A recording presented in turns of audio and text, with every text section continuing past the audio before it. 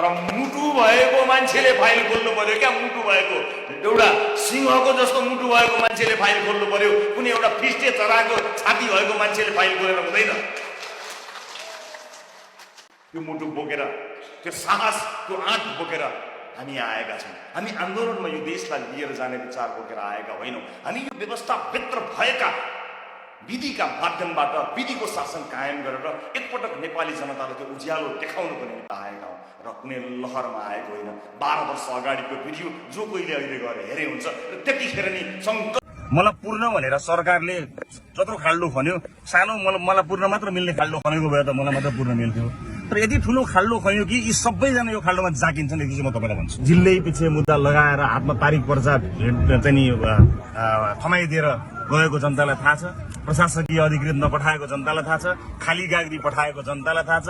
आफ्ना मान्छेको मुद्दा छानी जोगाएको थाहा छ। अर्काको मान्छेलाई छानी जनताले के अरे चाहिँ मुद्दा लगाएको जनतालाई सबै थाहा छ। रविले जेल जानुभन्दा अगाडि त भन्दै छाती भएको मुटु भएको मान्छे फाइल खोल्न चाहिन्छ। तर त्यो मुटु त दरो त रविको मात्र देखियो नि। मान्छे अब म सुन्दैछु नयाँ पार्टी गठन गर्ने, इन्डिया गठन गरेको पार्टीमा को हुने, किन आउने, यो बालनजीसँग नै उनको घर्षण भइरहेको भन्ने कुरा छ।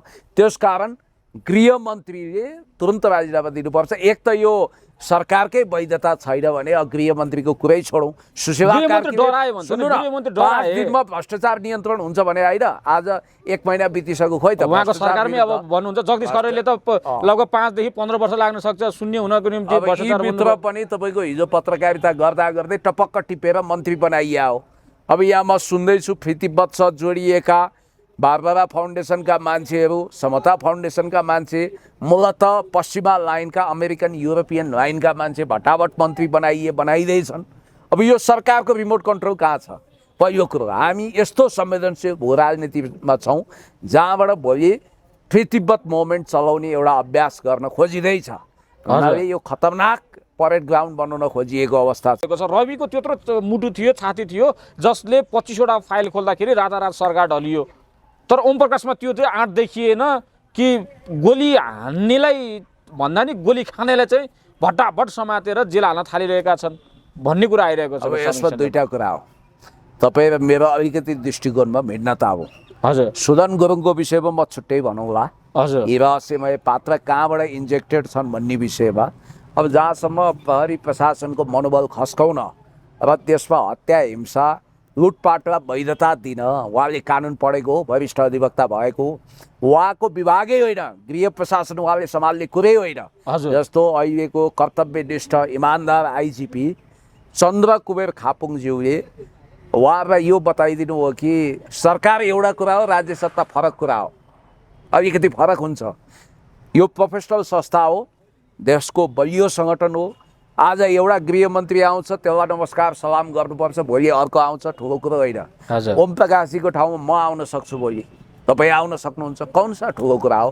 हिजो पनि कोही थिए, आज उहाँ हुनुहुन्छ, भोलि हामी हुन सक्छौँ, पर्सि अर्को आउन सक्छ। यस कारणले गर्दा मन्त्री आउँछन् जान्छन्, सरकार फेरिन्छ बन्छ, यो ठुलो कुरो होइन। तर इन्स्टिट्युसन रहनुपर्छ, त्यसको मनोबल खस्किनु हुँदैन। तपाईँलाई म रवि लामिछानेलाई बढी बदनाम गरियो, उनको अपराध के, त्यही नागरिकता त्यागे आदि इत्यादि भन्ने त हो। त्यो त बिचरा अब रोजगारीमा गएको, ग्रिन कार्ड लिनुभयो, के भयो, सिटिजनसिप लिनुभयो, उहाँ त नेपाली नै हो नि। जसो गर जे भन जतासुकै लैजाऊ मलाई, यो मन त मेरो नेपाली हो भन्ने उहाँको मान्यता हो। उहाँ नेपाल आइसक्नुभयो, उहाँले नेपालमा काम गर्नुभयो भनेपछि रवि लामिछाने भनेको आँधी तुफान सैलाब एउटा सुनामी भएर आउनु भएको छ। उहाँलाई समाप्त पार्नको निम्ति, पेलबाल जेलजाल ठेलठाल गर्नको निम्ति अनेक किसिमका तानाबाना। उहाँलाई त अब चुनावै लड्न पाइँदैन, अब जेलभित्र छन्, चुनावै लड्न पाउँदैन भन्छन्। रवि लामिछानेको पार्टी नै कब्जा गर्छौँ भनेर केही मान्छे आए। यो रविलाई पोलिटिकली समाप्त पार्न खोजिएको छ। तपाईँलाई एउटा कुरा भन्छु, हजुर, कि बालनको दम्ब त हामीले देखेका हौँ। श्रीलङ्कामा नेपाली टोली सहित क्रिकेट हुँदै थियो, त्यतिखेर गृहमन्त्री उपप्रधानमन्त्री भइसकेको रवि लामिछानेसँग यी बालनले हात मिलाउन अस्वीकार गरे। हजुर, यिनको लाइन भनेकै रवि लामिछानेलाई खरानी बनाउनुपर्छ। बालनको लाइन, बालनले त्यो त देखियो। तपाईँलाई अर्को ओम प्रकाशले पनि अब बालनले बनाएको ओम प्रकाश रवि लामिछानेको प्रतिभा, पपुलारिटीसँग मूलधारका दल मात्रै होइन बालेन झन् बढी जलेका छन् किनभने बालेन रविजीको जति फ्लेक्सिबिलिटी छैन, ओरेटरी छैन, त्यो खालको गतिशीलता छैन। यी कोठे राजनीतिमा रमाउँछन्, कोठे स्ट्राटेजी बनाउँछन्। अब रवि लामिछाने भनेको त तपाईँको एकदमै मास स्केलमा जान सक्ने क्षमता, राम्रो ओरेटरी, राम्रो वक्तित्व भएको व्यक्ति हो। हजुर। व्यक्तिगत रूपमा त म यसै पनि पोजिटिभ हुनुपर्छ किनभने मेरो त आमाको मावली हो, मेरो बुढो मावली हो। म त उहाँले म प्रधानमन्त्री हुन्छु, म राष्ट्रपति हुन्छु भन्ने सपना देख्न पाउनुपर्छ उहाँ, हर्क साम्पाङ आदि इत्यादि। भने अब रवि लामिछानेको पार्टी कब्जा गर्ने मौका यही हो। सके कब्जा गर्ने, रविजीलाई जेलभित्र भएको रविजीलाई फौजदारी केसमा थुनिएको, सहकारी ठगीमा संलग्न भएको भनेर उहाँलाई आन्तरिक कारवाही गरेर अथवा कार्यवाहक अध्यक्षता डिपी अरियालको हातबाट खोसेर रविजीलाई किनारा लगाउने र त्यो पार्टीमा कुलमानजी हाबी गराएर पार्टी ओम प्रकाशमा कुलमानजीले कब्जा गर्ने पहिलो प्लान ए यो हो। प्लान बी चाहिँ त्यो सक्सेस भएन भने रवि लामिछानेको पार्टीमा बसेर भिलेनगिरी गरेको, रवि लामिछानेलाई कमजोर बनाएको, रवि लामिछाने विरुद्ध विभीषणको नीति अप्नाएका जति पनि छन् तिनीहरूलाई फुटाउनु। राष्ट्रपतिको कुरो बालेनलाई स्ट्रङ नबनाइकन यो गभर्मेन्ट चुनावमा जाँदैन। देशी विदेशी प्लान के हो भने रविलाई कमजोर, दलहरूलाई साइजमा राख्ने, रविलाई कमजोर बनाउने, सके रविलाई पार्टीबाट सिद्ध्याइदिने अनि मात्रै चुनावमा जाने। भनेपछि तपाईँले भन्न खोजेको रविलाई सिद्ध्याएर रविको पार्टीमा बालेन शाह हाबी हुन खोजेको हो? तपाईँ यो गभर्मेन्टको होल प्याकेज हेर्दा मिडियामा त्यस्तो आइरहेको छ। हेर्नुहोस् न, कुलमानलाई सभापति बनाउने, त्यसपछि आएर बालेनले रासपालाई साथ दिने र घन्टी चिन्हैबाट चाहिँ के भन्छ कुलमानबाटै अब यो सरकार उठाउने र घन्टीलाई चाहिँ माथि उठाउने भन्ने कुरा आइरहेको छ र रविलाई ओझेलमा पार्ने कुरा आइरहेको छ। फेरि सामाजिक सञ्जालमा यस्तो पनि आयो कि रवि र बालेन अब नखु कारागारमा बस्ने निश्चित छ। यदि बालेन र रवि मिलेनन् भने नखु कारागारले बालेनलाई बोलाइरहेको छ भन्छ त। खोइ त्यो एउटा व्यक्तिले मानवीय हेर्नुहोस् त, मानव अधिकार त्यो व्यक्तिको कस्तो हनन गरेको छ भनेर सुशीला कार्कीले बोल्नु भयो। आज त्यही सिटमा पुग्नु भएको छ। एउटा मानव अधिकार राख्नुपर्ने व्यक्तिलाई चाहिँ पापाचौडा ठाउँमा चाहिँ एउटा भकुन्डो जस्तो नचाइरहेको छ, पोलमा हानिरहेको अवस्था छ भने व्यक्तिलाई अहिले रवि लामिछानेको केसलाई चाहिँ किन यिनीहरूले चाहिँ मतलब नगरेको? अब अहिले ओम प्रकाश अर्याल जो रविको खेदो बालेनसँग गर्नै सकिन्न। अब कहाँ रवि त ध्वस्त भइसक्यो पार्टी, रविको त टुक्रा टुक्रा भइसक्यो पार्टी, कहाँ बालेनसँग तुलना गर्नै मिल्दैन भन्छ। ओम प्रकाश अर्याल अलिकति दिमाग नभएको मान्छे, 11 लाख जनताले त रविलाई त एउटा रविको अनुहार देखेर टाउको दिएर भोट हालेका त हुन् नि। हस्ताक्षरै त्यति सङ्कलन भयो, 40 लाख त हस्ताक्षरै गरेका छन्। अब म तपाईँलाई भन्छु कि वास्तवमा भन्ने हो भने तपाईँ कस्तो छ भन्दा एउटा अमूर्त प्रश्न जस्तो हो। यद्यपि गम्भीर र महत्त्वपूर्ण प्रश्न राख्नु भएकोमा धन्यवाद। अहिलेको अवस्था भनेको चाहिँ देश हाँसको चाल न कुखुराको चाल भने जस्तो भएको छ, स्ट्याग्नेसनमा छ। सबभन्दा डरलाग्दो कुरो के छ भने हामीले जुन कुरा नहोस् भनेर कामना गरेका थियौँ, धुप हालेका थियौँ, यो सरकारले त्यही गर्दैछ। जस्तो अमेरिकाबाट $100 मिलियन एडिबीबाट $100 मिलियन लोन लिने कुराको स्वीकृति क्याबिनेटले दियो। घातक कुरा छ। एसियन डेभलपमेन्ट ब्याङ्कको शर्त अनुसार सफ्ट लोन भने पनि त्यो चर्को ब्याज दरमा आउँदैछ। $100 मिलियन ऋणको भार हाम्रो काँधमा पर्ने भयो। हामी डेन्जर जोनमा पर्यौँ, डेप्ट ट्र्यापमा पर्ने खतरा भयो। नम्बर 1। नम्बर 2, जेनजीका भाइ बहिनीहरूले जसरी परिवर्तन खोजेका थिए, प्रत्यक्ष कार्यकारी बनाउनु पर्यो, प्रत्यक्ष निर्वाचित कार्यकारीको लागि संविधान संशोधन गर्नु पर्यो। अनि अर्को कुरो भ्रष्टहरूको सम्पत्ति राष्ट्रियकरण गर्नु पर्यो, शक्तिशाली आयोग बनाउनु पर्यो भन्ने उनीहरूको मागलाई लत्याएर जेनजीलाई भुलभुलैयामा राखेर म सुन्दैछु जेनजीको ठाउँमा अमेरिकन युथ काउन्सिलमा आबद्ध रहेका हिजो हामीसँग धारा घिच्याउने केही भाइ बहिनीहरू, अपरिपक्व भाइ बहिनी, जस्ता सहसचिव ठुलो हुन्छ कि उपसचिव त्यसको पनि आइडिया छैन हो, त्यस्ता आलाकाचा ठेट्टा ठिटाहरू ल्याएर यो क्याबिनेटमा पूर्णता दिने भनिएको रहेछ। एकजना त फ्री तिब्बतसँग सम्बन्धित नेपालको असंलग्न परराष्ट्र नीति र पञ्चशीलता विपरीत फ्री तिब्बतसँग सम्बन्धित भएकी कुनै महिलालाई ल्याएर मन्त्री बनाउने, को विवादास्पद मान्छे ल्याएर क्याबिनेट विस्तार गरेर जाने भन्ने प्लानमा रहेछ। र हजुरआमा पुस्ताकी जेनजीहरूको हजुरआमा पुस्ताको सुशीला कार्कीजी लगभग ओम प्रकाश अर्यालको कारण पनि असफल हुँदै जानु भएको छ। गृहमन्त्री ओम प्रकाश अर्याल त हरेक मोर्चामा असफल हुनुभएको छ, तपाईँले देखिरहनु भएको छ होइन। यस्तो अवस्थामा यो गभर्मेन्टको संवैधानिक आधार पनि छैन। हजुर। हो यी दलहरूले तयारी गरेको भन्ने सुनेको छु कि संसद पुनर्स्थापनाको रिट लिएर दलहरू अथवा दल सम्बद्ध वकिलहरू सर्वोच्च जाँदैछन् र प्रधान न्यायाधीश प्रकाश सिंह राउतले कान्तिपुर इन्टरभ्यू मार्फत प्रष्ट सङ्केत गर्नुभएको छ रिट आउन साथ हामी संविधानमा टेकेर फैसला गर्छौँ भन्नुभएको छ, आदेश दिन्छौँ भन्नुभएको छ। अब यो सरकारको संवैधानिक आधार छैन, यो त डक्ट्रिन अफ नेसेसिटी आवश्यकताको सिद्धान्त भनेर गठन गरिएको एउटा कठपुतली सरकार हो जसमा विदेशीहरूले आफ्नो इसारामा नचाहिरहेछन्। जस्तो कि तपाईँलाई म भन्छु धारा 169मा संवैधानिक नियोगको प्रमुख भएको व्यक्तित्व जस्तो प्रधान न्यायाधीश लगायतका महत्त्वपूर्ण पदमा पुगेको व्यक्तित्वले राजकीय पदमा जान नपाउने प्रतिबन्धात्मक अवस्था छ, नम्बर 1। नम्बर 2 धारा 168-67ले पनि के भन्छ भने प्रतिनिधि सभाको बहुमत प्राप्त व्यक्ति वा दलको व्यक्ति नै प्रधानमन्त्री हुन्छ भन्ने बित्तिकै वा त संसदको सदस्य पनि होइन, बहुमत प्राप्त पनि होइन। अब यो सरकारलाई अन्तरिम भनौँ भने अन्तरिम संसद छैन, अन्तरिम संविधान छैन भनेपछि यसको लेजिटिमेसी छैन, वैधता छैन। तर चुनावमा जाने भनिरहेको छ नि त। अब त एमालेकै अब नेता पूर्व नेता भनौँ केपी शर्मा ओलीले त चुनावै बहिष्कार गर्ने भनेर कुरा आइसकेको छ। अब यो टाइना टुईको यो के अरे यो दाउ परेको एउटा के हुन्छ मन्त्री दाउ परेर खाएकाहरूले अब के देशलाई चाहिँ खोक्रो बनाइसके भनेर केपी शर्मा ओलीले पुरा भनिरहनु भएको छ। होइन, यो त विदेशीहरूको मोलाइजा गरेर आफ्नो कुर्सी टिकाउने र चुनावको रट लगाइरहने बेसुरा राग अलाप्ने एउटा सरकार हो। तपाईँलाई म भन्छु केपी शर्मा ओलीजीको विषयमा पनि मेरो स्पष्ट मत छ। नेकपा एमाले भित्र तत्काल सचिवालयमा उहाँ अल्पपदमा परेको हुनाले उहाँले राजीनामा दिने वा उहाँलाई बहिर्गमन गराउने, त्यसपछि ईश्वर पोखरेल कार्यवाहक अध्यक्षको रूपमा आउने र अर्ली महाधिवेशन गरेर विद्यादेवी भण्डारीज्यूको पार्टी सदस्यता खुल्ला गरेर उहाँलाई अध्यक्ष बनाउने महाधिवेशनपछि र भीमरावलहरूसहित समेटेर वाम गठबन्धन गरेर प्रगतिशील गठबन्धन गरेर देशलाई शान्ति समृद्धि विकासतिर लानुपर्छ, हिंसा कुरूपता अविश्वास को तुवालो हटाउनुपर्छ, विश्वास शान्ति सद्भावनामा जानुपर्छ, प्रतिशोधको राजनीति गर्नु हुँदैन, बदला दम्ब देखाउनु हुँदैन भन्ने मान्यतामा हामी छौँ। अब जहाँसम्म मलाई लाग्छ यो सरकारले चुनाव गर्ने कुरा मुखले जप्ने माला हो कि व्यवहारमा कार्यान्वयन गर्ने एजेन्डा हो तपाईँले थाहा पाइरहनु भएको छ। सरकारले चुनाव गर्नको लागि कुनै दह्रो कदम चालेको छैन। अब हामीसँग जम्मा जम्मी 5 महिना छ, 5 महिनामा पनि हाँस्दै खेल्दै अब चाडपर्वहरू आएका छन् होइन, यो 1 महिना पनि खेतीपाती छ, कसले चुनाव गर्न जाला, सबै छ। त्यसकारण राष्ट्रिय बजेटले पनि भ्याउँदैन चुनाव गर्नको लागि भन्ने बित्तिकै अब चुनाव भनेको लोकतन्त्रको एउटा ब्युटी त हो, तर यो राजा ज्ञानेन्द्रले साइकालमा गरे जस्तो चुनाव पनि हुने छाट म देख्दिनँ। किनभने अर्को कुरो बालेनलाई स्ट्रङ नबनाइकन यो गभर्मेन्ट चुनावमा जाँदैन।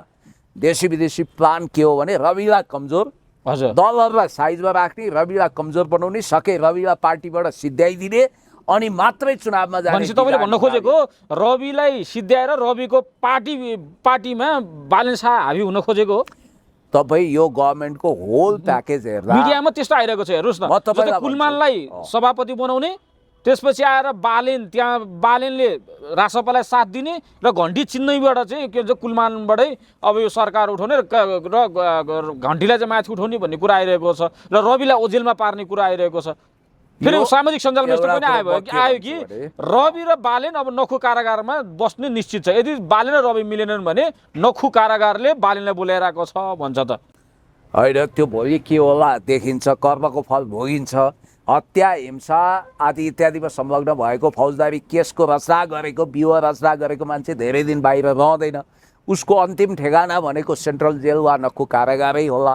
रवि लामिछानेमाथि त प्रतिशोध लिएको यो स्पष्ट भएको छ। होइन भने यो सरकार अहिलेसम्म तपाईँ एउटा कुरो ओम प्रकाशजी हुनुहुन्छ जो रविप्रति चरम नेगेटिभ हुनुहुन्छ, उहाँको प्रभाव सुशीला कार्कीमाथि छ भन्ने बुझिन्छ। अब अहिले हालसालै एउटा भिडियो पनि भाइरल भएको छ, ओम प्रकाशजी तपाईँले गुन्डा पाल्नु भएको हो भन्ने भिडियो पनि अहिले भाइरल भएको छ। यद्यपि त्यो माथि जनता जान्छन् कार्यक्रममा गएर बालेन र रविको तुलना गर्न सक्दैन, बालेन कहाँ रवि त्यहाँ कहाँ जाओ भन्ने कुरो पनि दिनुभयो त उहाँले तर्क। रविजीलाई उहाँले छाला काट्न खोज्नु भएको छ ओम प्रकाशजीले। हुन त ओम प्रकाश सर रिसाएका भाइ बहिनीहरूले त्यो भिडियो हाले, यद्यपि त्यो ओम प्रकाश चाहिँ अर्कै हो होइन। खैर प्रसङ्ग त्यसरी मिलाइएको छ। तपाईँलाई एउटा कुरा स्पष्ट भन्छु, अहिले रवि लामिछाने याद गर्नुहोस् है, रवि लामिछानेलाई नसिद्ध्याइ नहुने किन? एकातिर हिजोको सत्ता पक्षले प्रतिशोध साध्यो हजुर होइन, उहाँले सहकारी खोलेको पनि होइन।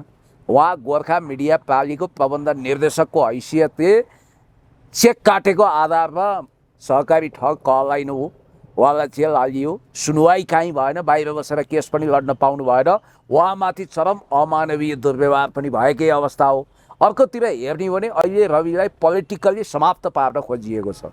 तपाईँलाई एउटा कुरा भन्छु हजुर कि बालेनको दम्ब त हामीले देखेका हौँ। श्रीलङ्कामा नेपाली टोलीसहित क्रिकेट हुँदै थियो, त्यतिखेर गृहमन्त्री उपप्रधानमन्त्री भइसकेको रवि लामिछानेसँग यी बालेनले हात मिलाउन अस्वीकार गरे। हजुर यिनको लाइन भनेकै रवि लामिछानेलाई खरानी बनाउनुपर्छ भन्ने बालेनको देखियो लाइन नि। बालेनले त्यो त देखियो। तपाईँलाई अर्को हुन कुरो त म ओम भन्छु। प्रकाशले पनि अब बालेनले बनाएकै ओम प्रकाश हो। रवि लामिछानेको प्रतिभा पपुलारिटीसँग मूलधारका दल मात्रै होइन, बालेन झन् बढी जलेका छन्। किनभने बालेनसँग रविजीको जति फ्लेक्सिबिलिटी छैन, ओरेटरी छैन, त्यो खालको गतिशीलता छैन। यी कोठे राजनीतिमा रमाउँछन्, कोठे स्ट्राटेजी बनाउँछन्। अब रवि लामिछाने भनेको त तपाईँको एकदमै मास स्केलमा जान सक्ने क्षमता, राम्रो ओरेटरी, राम्रो वक्तित्व भएको व्यक्ति हो। हजुर व्यक्तिगत रूपमा त म यसै पनि पोजिटिभ हुनुपर्छ, किनभने मेरो त आमाको माओली हो, मेरो बुढो माओली हो। म त उहाँले म प्रधानमन्त्री हुन्छु, म राष्ट्रपति हुन्छु भन्ने सपना देख्न पाउनुपर्छ। उहाँ हर्क साम्पाङ आदि इत्यादिले भन्ने मान्छे हुँ। अब तर तपाईँलाई रविलाई सम्भव होला र सर प्रधानमन्त्री बनाउन? स्टेप बाई हुन त स्टेप अब- सुन्नु। अब- रवि लामिछानेलाई कमजोर बनाउँदै समाप्त पार्न खोजेको रहेछन् भन्ने कुरा कहाँ देखियो भने पहिलो ट्रायल मुकुल ढकालमाथि भयो। मुकुल ढकालबाट हुन त अहिले कुलमान घिसिङ अध्यक्ष बनाउने, रवि लामिछानेलाई रिटायरमेन्टमा लाने र कुलमानलाई नै राष्ट्रपा जिम्मा लगाउने भन्ने यो अफवाह हो या मिडिया ट्रायल हो, यो यथार्थ हो, भोलि देखिहालिन्छ। तर हजुर। केही न केही खिचडी पाकेको देखियो। पहिलो कुरो रविलाई कमजोर कहाँ बनाइयो भने मुकुल ढकालले बालेनको प्रशंसा गर्दै रविको भर्सना गरेर पार्टी छोडे। यहाँबाट बुझ्नुहोस् उनी कहाँबाट परिचालित छन्। हजुर विवेकशील साझा हुँदै आएका यी अहिले बालेनको भक्त भएका छन्। नम्बर 2 सुमना श्रेष्ठ। हजुर सुमना श्रेष्ठ बालेनको स्तुति गाएर रविलाई सराप्दै त्यो पार्टी छोडेको हजुर भन्ने बित्तिकै पहिलो चरणमा जो अहिले केही मान्छे त्यहाँभित्र छन् जो रविलाई बाप बैरी जस्तो सम्झिन्छन्, स्थायी प्रतिपक्ष छन्, राष्ट्रपालाई कमजोर बनाउनको लागि उनीहरू राष्ट्रपाभित्रै बसेर विवादास्पद काम गरेर उनीहरूले रविलाई कमजोर बनाइरहेछन्। ती मान्छेको कुनै न कुनै रूपमा बालेनसँग चोचोमोचो मिलेको छ। हजुर। अब यहाँ खेल के भयो, बालेन अलोकप्रिय भयो, त्यसकारण बालेनको पोकर फेसलाई देशी विदेशी शक्ति केन्द्रले सार्ने कुरै भएन। हजुर। अस्ति अमेरिका गएर फर्किनु हो। अब कुलमानजीले के दाउपेच बस्नुभयो भने हर्क साम्पाङलाई पनि आह्वान गर्ने अनि हजुर। रविको पार्टीमा पनि गएर सर्वेसर्वा हुने भन्ने कुरा आयो। हजुर। यसलाई कुलमानजीले आधिकारिक खण्डन नगर्नु भएको हुनाले मौनम सम्मति लक्षणम हो कि क्या हो भनेर बेनिफिट अफ डाउट, शङ्काको सुविधा दिने ठाउँ छ। यहाँ के देखिन्छ भने अब रवि लामिछानेको पार्टी कब्जा गर्ने मौका यही हो। मौका यही सके गरेको छ। कब्जा गर्ने, रविजीलाई जेलभित्र भएको रविजीलाई फौजदारी केसमा थुनिएको सहकारी ठगीमा संलग्न भएको भनेर उहाँलाई आन्तरिक कारवाही गरेर अथवा कार्यवाहक अध्यक्षता डिपी अरियालको हातबाट खोसेर रविजीलाई किनारा लगाउने र त्यो पार्टीमा कुलमानजी हावी गराएर पार्टी ओम प्रकाश र कुलमानजीले कब्जा गर्ने पहिलो प्लान ए यो हो। प्लान बी चाहिँ त्यो सक्सेस भएन भने रवि लामिछानेको पार्टीमा बसेर भिलेनगिरी गरेको, रवि लामिछानेलाई कमजोर बनाएको, रवि लामिछाने विरुद्ध विभीषणको नीति अप्नाएका जति पनि छन् तिनीहरूलाई तर फुटाउनु। राष्ट्रपा त सक्यो सुन्नु न भन्दैछ मेरो नि सर कुरा। अहिले तिनीहरूलाई राष्ट्रपा त फुटाइदिने, धुलो भइसक्यो। तिनीहरूलाई फुटाइदिने, रवि लामिछानेबाट अलग थलग गरिदिने र रवि लामिछानेलाई झन् कमजोर बनाउने स्ट्राटेजी अन्तर्गत खेल भएको छ। तर म तपाईँलाई भन्छु, चिसो भनेकै कोका कोला, पत्रकार भनेकै ऋषि धमला भन्थे नि एकताका, हजुर त्यसै गरी रासोपा भनेकै रवि लामिछाने भनेकै रासोपा जस्तो भएर अगाडि बढेको यो पार्टीको लागि रगत पसिना आँसु बगाउने रवि लामिछाने हो। लङ्का जलाउने हनुमान, पगरी गुत्ने डेढु। रवि लामिछानेले धेरै पापड बेलेका छन्। त्यसकारण म व्यक्तिवादी होइन, वीर पूजावादी होइन, पर्सनालिटी कल्ट गर्दिनँ। तर कुलमानजी कुन आधारमा चाहिँ राष्ट्रपाको अध्यक्ष बन्ने? कुलमानजी अहिलेसम्म राष्ट्रपाको साधारण सदस्य हुनुहुन्न। छैन। कुलमानजी सेन्ट्रल कमिटीमा हुनुहुन्न। कार्य गरेर जाँदाखेरि असल हुन्छ, प्राकृतिक हुन्छ। तर नुहाइ नै गर्दैन नि त। हर्क साम्पाङले बालेनलाई खेदो खनिरहेको छ, रवि लामिछानेको खेदो खनिरहेको छ, र रवि लामिछानेलाई सबैलाई गरिरहेको अवस्थाले गर्दाखेरि हर्कको पनि त अहिले त त्यही देख्यो नि, म जस्तो कोही पनि छैन। अब उहाँको पार्टीमा नि अहिले ट्याग लाग्यो, जातिवादी ट्याग भनेर आइसक्यो। त्यहाँनिर न मधेसी छन्, न दलित छन्, न त्यो त्यहाँनिर वैश्य शूद्र के छन् भन्छन् नि, तर केही पनि छैन त्यसमा चाहिँ। खालि राई मात्रै त्यहाँनिर एजेन्डा राईको मात्रै छ। देश विदेशमा नै राई लिम्बू मात्रैको पार्टी भएको कारणले गर्दाखेरि त्यो पार्टी पनि त एउटा व्यक्तिवादी जातिवादी पार्टी भयो भनेर गइरहेको छन्। पहिलो कुरो त म तपाईँको प्रश्नको जवाब दिन्छु। हर्क साम्पाङले पछिल्लो समय रवि लामिछानेलाई खेदो गरेका छैनन्, बरु उहाँ छुट्न सक्ने सम्भावना भनेका छन्। अब छुट्न नदिनको लागि सुशीला कार्कीलाई प्रभाव पारिरह म बुझ्छु होइन। सुशीला कार्कीले त्यो बेलामा रवि लामिछानेलाई अन्याय भयो भन्नुहुन्थ्यो।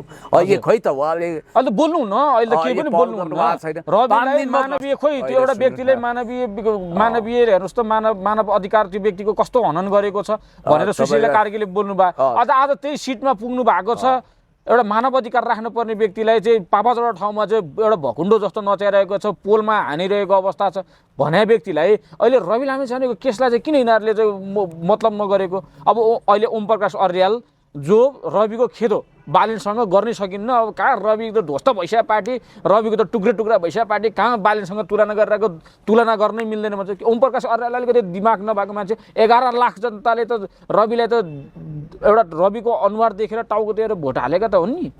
हस्ताक्षरै त्यति सङ्कलन भयो, 41 लाख त हस्ताक्षरै गरेका छन्। अब म तपाईँलाई भन्छु कि वास्तवमा भन्ने हो भने तपाईँलाई म सिलसिलेवार जवाफ दिन चाहन्छु। हर्क साम्पाङजीको सवालमा मैले भनिहालेँ कि उहाँले वास्तवमा रवि लामिछानेलाई अहिले सहकार्यको हिसाबले ढोका खोल्न थाल्नु भएको छ मेरो अनुमानमा। अर्को कुरो, हर्कजीको पार्टीको अहिले प्रारम्भिक खाका हेरेर यो नि अन्तिम हो भन्नु हुँदैन। निर्वाचन आयोगमा तदर्थ समिति दिनुपर्ने हतार भयो। उहाँले फुल फ्लेजमा कमिटी बनाउनु भएको छैन, त्यहाँ वरिष्ठ उपाध्यक्ष घोषणा गरिएको छैन, अन्य पदाधिकारी घोषणा गरिएको छैन, केन्द्रीय समितिको फुल बढी आएको छैन। त्यसकारण अहिले प्रारम्भिक हिसाबले हेर्दा फलाना तिलाना ढिस्काना राई रहेछन्, लिम्बू रहेछन्। त्यसकारण यो पूर्णतः जातिवादी पार्टी भनेर आरोपित गर्नु भनेको यो घटिया कुरा हो। हर्क साम्पाङ भनेको त हिलोबदलोब चटाइमा गुन्द्रीमा बसेर देश जनता विकास समृद्धिको पक्षमा अहोरात्र मेहनत गर्ने एक भूमिपुत्र हुनुहुन्छ। भ्रष्टाचार विरुद्ध शून्य सहनशीलताको नीति अप्नाउनु भएको छ। उहाँ देश बनाउन लागेको परम देशभक्त हुनुहुन्छ, भिजनरी हुनुहुन्छ।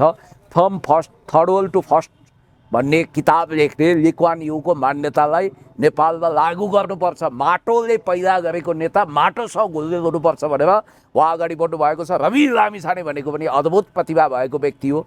त्यसकारण नयाँ इमर्जिङ फोर्सहरूमा अब भेडातिर फलानातिर भने जस्तो यो डिमार्केसन गर्नुभन्दा पनि म तपाईँलाई के भन्छु भने बालन छुट्टै हुन्, ओम प्रकाश छुट्टै हुन्। अब ओम प्रकाशजीको विषयमा तपाईँले कुरा गर्नु, उहाँ कानुन पढेको मान्छे, गृह प्रशासन सम्बन्धी उहाँको नलेज नभएको हुनाले हेर्नुहोस् है अहिले उहाँलाई त असफल भन्न थाले। हेर्नु त अहिले उहाँलाई असफल भन्न थाले। गृहबन्धुको फाइल खोल्ने व्यक्ति, गृहबन्धुमा मुद्दा हाल्ने व्यक्ति, अहिले मुद्दा किन रोकिएको अवस्था छ हेर्नुहोस् त। अब जुन व्यक्तिलाई अहिले जेनजीकै कुरा गरिरहेको छ, जेनजीको अहिले सुजन गुरुङले पनि शीतल निवासमा गएर अहिले धरना गरेर राजीनामा मागिरहेको अवस्था छ भने अहिले जुन अख्तियारमा भएको अख्तियार प्रमुखको पनि राजीनामा आजै मात्रै राजीनामा मागिरहेको अवस्था छ।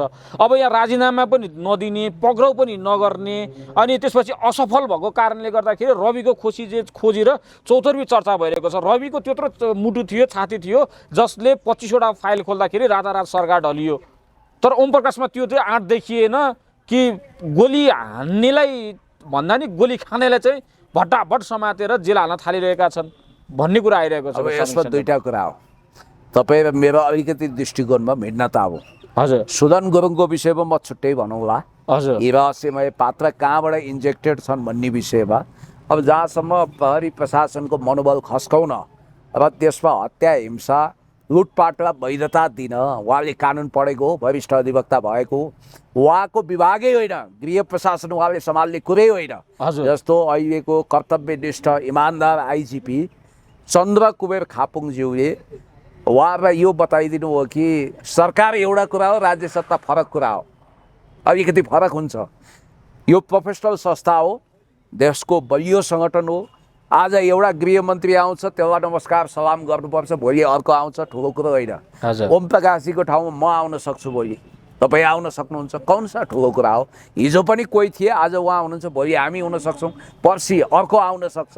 यस कारणले गर्दा मन्त्री आउँछन् जान्छन्, सरकार फेरिन्छ बन्छ, यो ठुलो कुरो होइन। तर इन्स्टिट्युसन रहनुपर्छ, त्यसको मनोबल खस्किनु हुँदैन।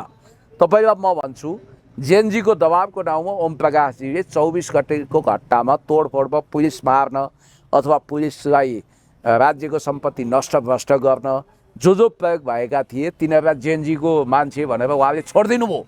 याद गर्नु होला, जेएनजीप्रति म पोजिटिभ छु, उनीहरूका जेन्युन माग एड्रेस गर्नुपर्छ। तर जेएनजीभित्र घुसपैठ गरेर सिंहदरबार आगो जसले सर्वोच्च अदालत जलाउने, संसद भवन जलाउने, प्रहरी मार्ने अनि हतियार लुट्ने यी मान्छेलाई दण्डहीनता भन्ने हुन्छ। आज नभए पनि भोलि त कारबाही अवश्य पनि हुन्छ, किनभने त्यहाँ घुसपैठ भएको छ। यसमा गृहमन्त्री लुते पङ्गु देखिनु हो। गृहमन्त्रीको आँट भएन। म त रविले जेल जानुभन्दा अगाडि त भन्दै छाती भएको मुटु भएको मान्छे फाइल खोल्न चाहिन्छ, तर त्यो मुटु त दह्रो त रविको मात्र देखियो नि। मान्छे अब म सुन्दैछु नयाँ पार्टी गठन गर्ने, यिनले गठन गरेको पार्टीमा को हुने, किन आउने, यो बालनजीसँग नै उनको घर्षण भइरहेको भन्ने कुरा छ।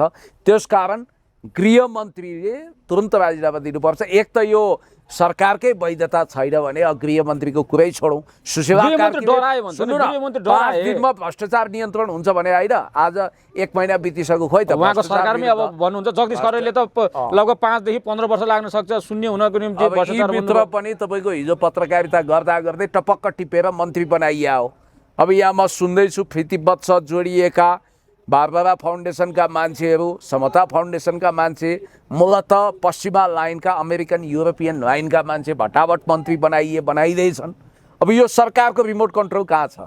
पहिलो कुरो, हामी यस्तो संवेदनशील भू राजनीतिमा छौँ जहाँबाट भोलि प्रीतिबद्ध मोमेन्ट चलाउने एउटा अभ्यास गर्न खोजिँदैछ। हुनाले यो खतरनाक परेड ग्राउन्ड बनाउन खोजिएको अवस्था छ, नम्बर 1।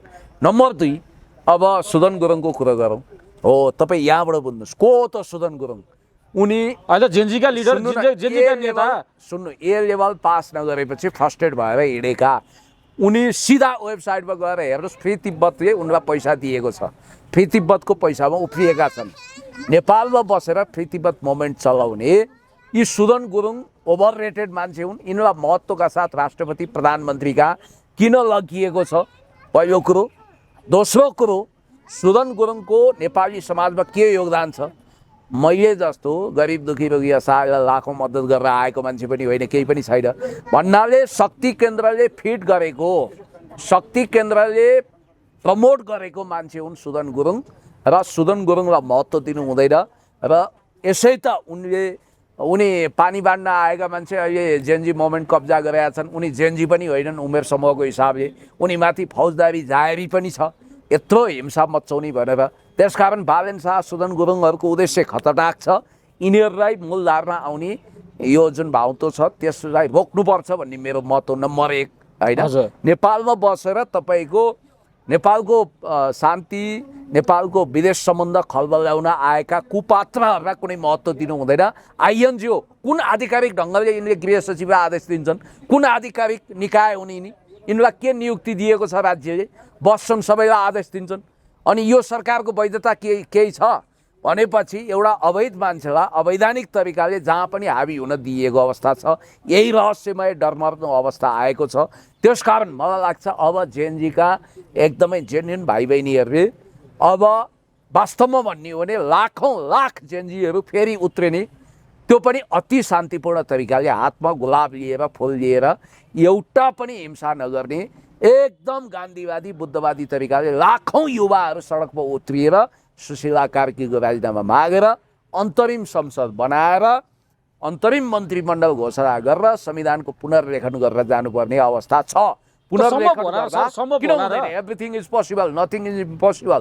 माओवादीमा पिस सेटलमेन्टमा आउन चान्स मिल्यो भने यो किन हुँदैन? अब त्यतिखेर सरकारले चाहँदैन र पुरानो पार्टी दलहरूले पनि चाहँदैन नि त। सुशीला कार्की कुन जेएनजी हुन्? कुन म्यान्डेटको आधारमा सुशीला कार्कीलाई चुनियो? कसले ल्यायो? यो रहस्यमय छैन। जेएनजीको आन्दोलनले ल्यायो। जेएनजीको आन्दोलन, संविधानले त उहाँलाई त दिँदैन। संविधानले उहाँलाई चिन्दैन। जेएनजी मोमेन्ट, जेएनजीको आन्दोलन त चिट्टा पर्यो। जेएनजी मोमेन्टबाट चिट्टा पर्या हुनसक्छ, के हुनसक्छ, तर जेएनजी मोमेन्टको उत्पादन त होइन। त्यस कारणले गर्दाखेरि मलाई जहाँसम्म लाग्छ यहाँ धेरै गोलमाल भइरहेको छ। यहाँ चुनाव हुन नदिने, सङ्कटकाल लगाउनेतिर देश अगाडि बढिरहेको छ। डरलाग्दो भू राजनीति, विदेशी बुटहरू बजारिने अवस्था छ भन्ने अब फस्दैछौँ। अब देख्नु भएन, प्रहरीबाट रिटायर भएको जिम्मेवार एआइजी देवेन्द्र सुवेदीजीले भनिरहनु भएको छ कि जेनजी मोमेन्टको 1 दिन अगाडि प्रचण्डको घरबाट 2 ट्रक पैसा त्यहाँबाट बाहिर पठाइयो भनेर। र याद गर्नुहोस्, एउटा पेन्सन खाएको व्यक्ति, तपाईँ हामी जस्तो होइन, पेन्सन खाएको व्यक्ति, एआइजी भइसकेको व्यक्ति, आइजी पछिको जिम्मेवार पोस्टमा पुगेको व्यक्तिले इन्टेलिजेन्सको सूचना छ मसँग भन्नुभएको छ। उहाँले प्रमाण पेश गरेको होइन। उहाँले प्रचण्डले 2 ट्रक करोडौँ पैसा घरबाट लगेको भन्ने बित्तिकै यो त खतरनाक कुरा हो। हजुर, अब तपाईँ बुझ्नुहोस् कि त त्यसको उहाँले प्रमाण दिनु पर्यो। हुन त प्रकाश तिमल सिन्हा भन्ने एकजना पहिला नागरिक दैनिकमा काम गर्ने व्यक्तिले लेख्नु भएको छ क्या, कुलमान घिसिङले चाहिँ घर किनेर 90 करोड मा घर किनेर क्यालिफोर्नियामा घर किने, त्यो अर्काको नाममा किने, अहिले त्यसले पैसा फिर्ता दिन मान्दैन भनेर स्टोरी नि लेख्नु भएको छ। प्रकाश तिमल सिन्हा गएर फेसबुकमा हेर्नुहोस्। अब यी कुराहरू आइरहेछन्। म भन्छु यी कुरा झुटो हुन् भने प्रचण्डको घरबाट 2 ट्रक पैसा निस्किएको छैन भने उहाँले देवेन्द्र सुवेदीलाई किन मानहानीमा मुद्दा हाल्नुहुन्न, किन त्यो विषयमा क्लेम गर्नुहुन्न यदि स्वस्थ हो भने। अनि अर्को कुरो तपाईँलाई मैले प्रश्न भनौँ कि यदि कुलमान घिसिङले क्यालिफोर्नियामा अर्कैको नाउँमा 90 करोडको घर किनेको छैन भने उहाँले प्रकाश तिमल सिन्हामाथि किन उजुरी गर्नुहुन्न, किन लिगल एक्सन लिनुहुन्न? यहाँ डरलाग्दा कुराहरू आएका छन्। त्यस कारणले मैले यसो बुझ्दा रवि लामिछानेलाई बढी बदनाम गरियो। उनको अपराध के, त्यही नागरिकता त्यागे आदि इत्यादि भन्ने त हो। त्यो त बिचरा अब रोजगारीमा गएको, ग्रिन कार्ड लिनुभयो, के भयो, सिटिजनसिप लिनुभयो। उहाँ त नेपाली नै हो नि। जसो गर जे भन जतासुकै लैजाऊ मलाई, यो मन त मेरो नेपाली हो भन्ने उहाँको मान्यता हो। उहाँ नेपाल आइसक्नुभयो, उहाँले नेपालमा काम गर्नुभयो भनेपछि रवि लामिछाने भनेको आँधी तुफान सैलाब एउटा सुनामी भएर आउनु भएको छ। उहाँलाई समाप्त पार्नको निम्ति, पेलबाल जेलजाल ठेलठाल गर्नको निम्ति अनेक किसिमका तानाबाना। उहाँलाई त अब चुनावै लड्न पाइँदैन, अब जेलभित्र छन्, चुनावै लड्न पाउँदैन भन्छन्। रवि लामिछानेको पार्टी नै कब्जा गर्छौँ भनेर केही मान्छे आए। योभन्दा भद्रगोल कुरा केही हुन्छ? त्यस कारणले गर्दाखेरि मलाई जहाँसम्म लाग्छ भविष्यमा विद्यादेवी भण्डारीज्यू माझ किराँतको छोरी भनेर आफूलाई दाबी नै गर्नुभएको छ। जननेता मदन भण्डारीको विचार र भावनाको प्रतिनिधित्व गर्नुहुन्छ। नेकपा एमालेको नेतृत्वको रूपमा उहाँ आउने, रवि लामिछाने स्थापित हुने, हर्क साम्पाङ बलियो हुने, यसरी मात्रै यो देश बन्न सक्छ।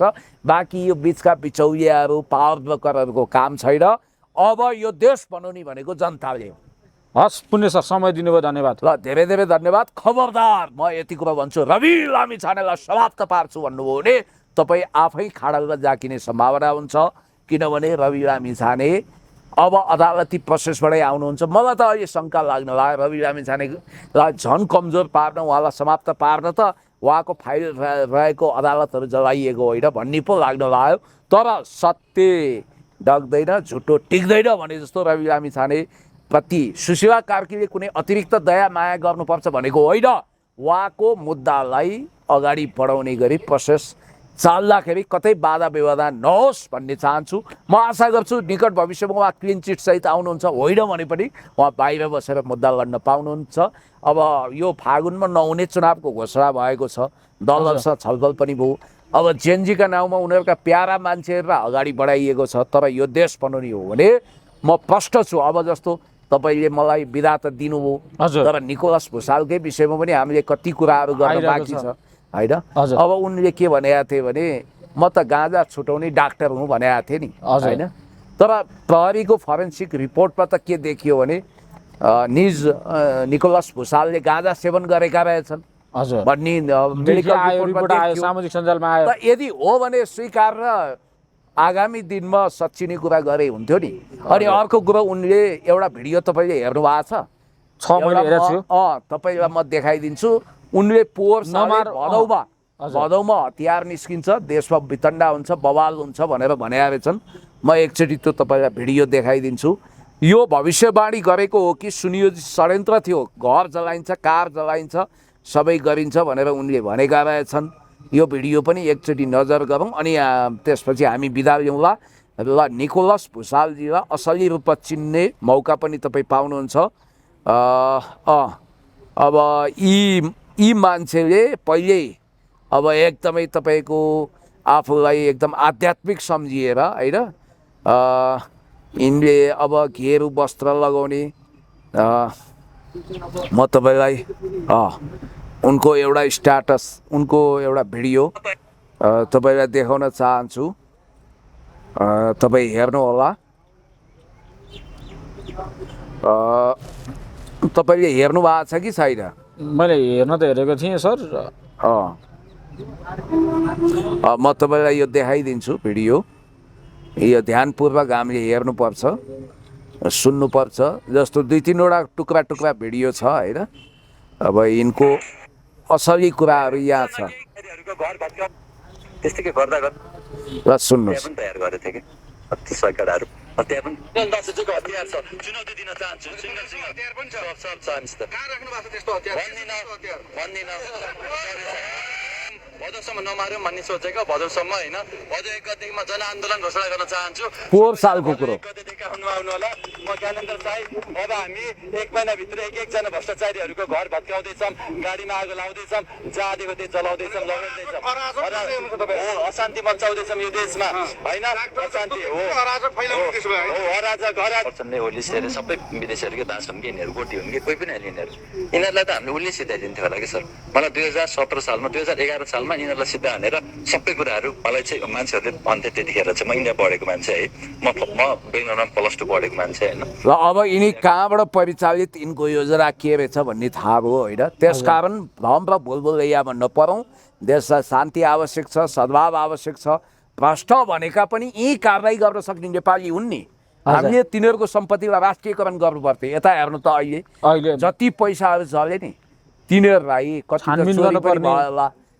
ठ्याक्क त्यो एक्सन गर्दाखेरि जेएनजीले प्रहरीलाई बोलाएर जिम्मा लगाएको भए त्यो पैसा त राष्ट्रिय ढुकुटीमा आउँथ्यो नि। त्यहाँ कति आधी जति चोरी होला, आधी जलाए। त्यसकारण क्षति हामी नेपालीलाई भएको छ। 52 खरबको क्षति भएको छ। राष्ट्रिय अर्थतन्त्रको ढाड भाँचिएको छ। नयाँ तरिकाले जाउँ, म यही